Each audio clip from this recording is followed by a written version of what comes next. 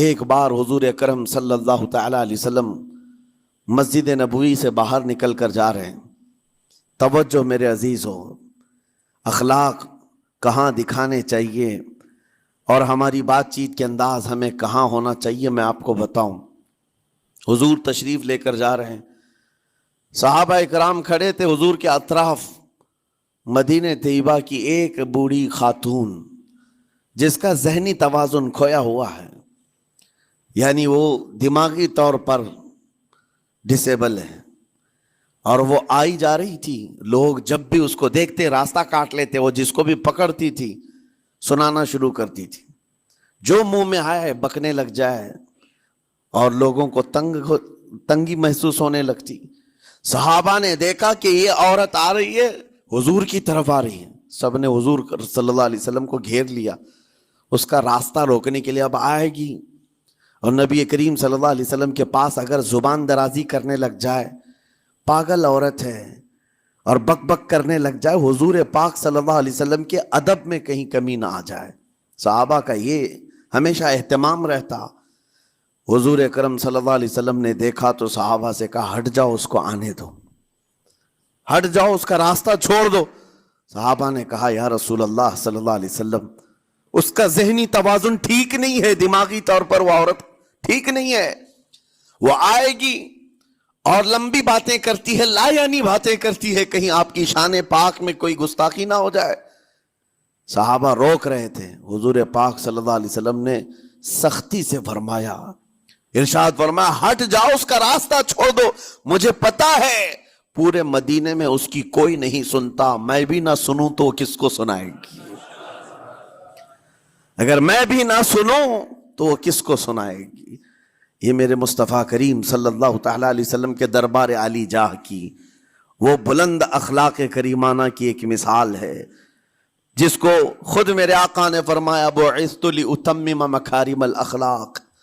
عزیزان گرامی وقار، لوگوں کے آج حالات ایسے ہیں کہ اچھے لوگوں کے ساتھ اخلاق الگ دکھائے جاتے ہیں، چھوٹے لوگوں کے ساتھ اخلاق الگ دکھائے جاتے ہیں.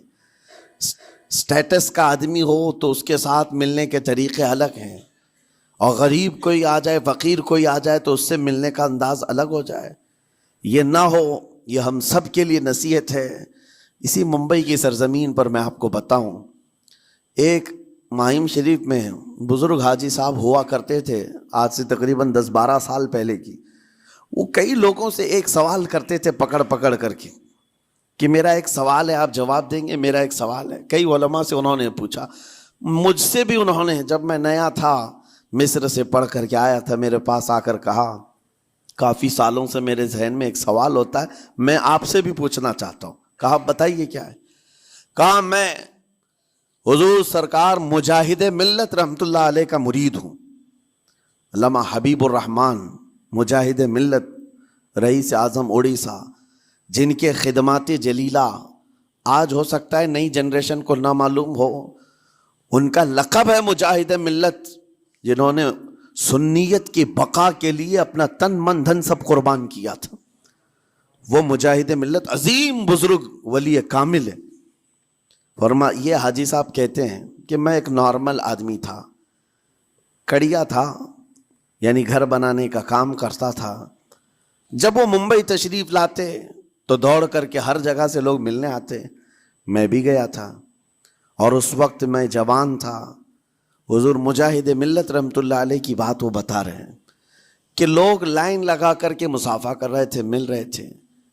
جب مل رہے تھے تو پھر میرا نمبر آیا، میں ملنے کے لیے گیا. بزرگوں کے سب ہاتھ چومتے ہیں، یہ ہمارے سنیوں کے طریق ہیں.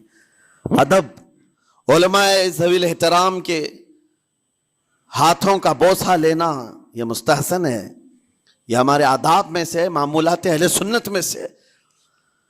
تو جب سب لوگ ان کے دست بوسی کر رہے تھے، ہاتھ چوم رہے تھے، میں بھی قریب گیا، اور جب میرا نمبر آیا میں ہاتھ چومنے کے لیے گیا تو انہوں نے میرا ہاتھ لے کر خود ہی چوم لیا.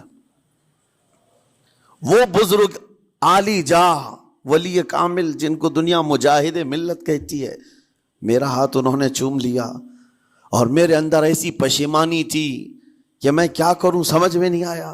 میں ایک معمولی سا کڑیا، اور کہاں ان کا مقام, کہاں میرا. تو اس کے بعد وہ اس بے چینی میں رہتے تھے کہ ایسا کیوں کیا, ایسا کیوں کیا, کیونکہ پوچھنے کا موقع ہی نہیں ملا. ایک بزرگ تھے, انہی کے خلیفہ تھے, حضور مجاہد ملت کے.